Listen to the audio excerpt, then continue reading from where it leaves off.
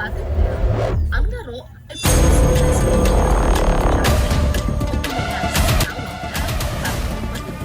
Ang sinulat si Jackie sila ang tutungkat na maglalaro bilang mag-aarapa.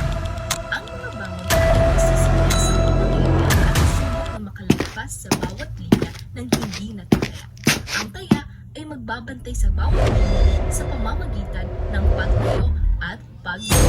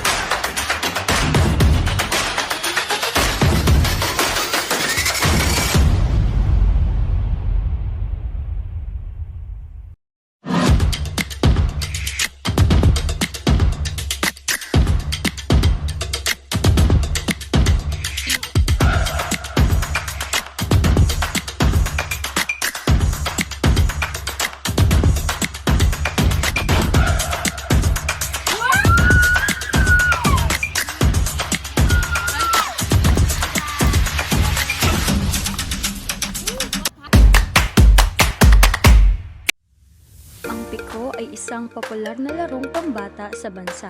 Karaniwan itong nilalaro ng mga batang babae. Para sa mechanics ng larong piko, ang manlalaro ay kailangang maghagis ng kanilang mga kamato sa loob ng hugis. Dapat ay hindi ito nasa gilid o sa labas ng hugis. Ang manlalaro ay hindi dapat nakakaapak sa mga gilid. Hindi siya maaaring mag-iba ng paang ginamit habang tumatalon. Ang unang manlalaro ay ihahagis ang kanyang kamato sa numero. Kailangan niyang tumalon sa numero 2 papunta sa pinakamataas na numero. Loading! Loading! Loading! Pagkatapos sa kanyang pagbalik ay kukunin niya ang kanyang pamato. Ihahagis niya naman ngayon ang pamato sa bilang 2 at tatalon sa numero 1, lalakpas sa numero 2 at pataas at pabalik at kukunin ang pamato. Paulit-ulit lang hanggang sa makarating siya sa pinakamataas na numero.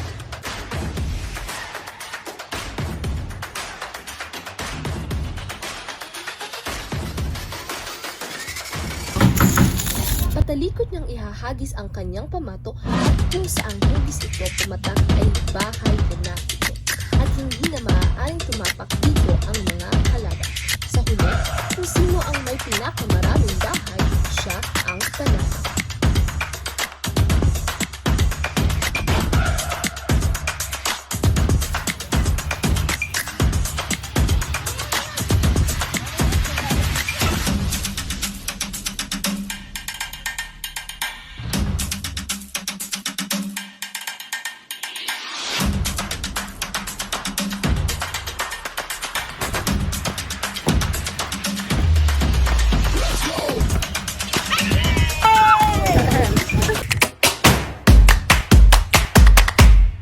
Ang langit lupa ay isang larong kalye na hindi na nangangailangan ng ano-ano pang mga gamit. Langit, lupa, impyerno, saksak, puso, ulo ang dugo, patay, buhay, aalis ka na sa pwesto mo. Para naman sa mechanics ng larong langit lupa, una, kailangan munang malaman kung sino ang magiging taya. Magbibilog ang mga manlalaro at may isang magtuturo habang lahat ay kumakanta. Ngayon, alam niyo na kung sino ang taya. Magsisimula na ang laro.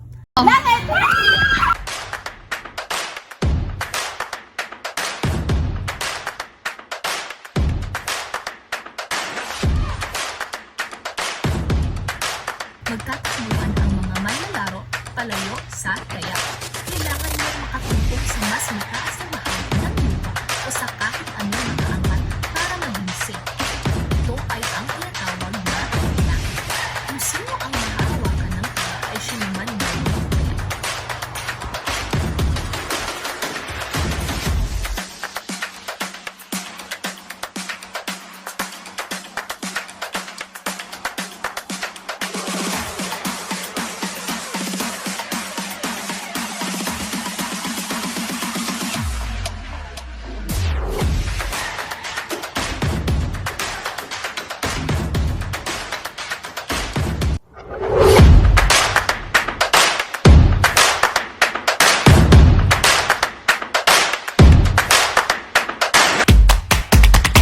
Time first! Babaka lang ako malamig.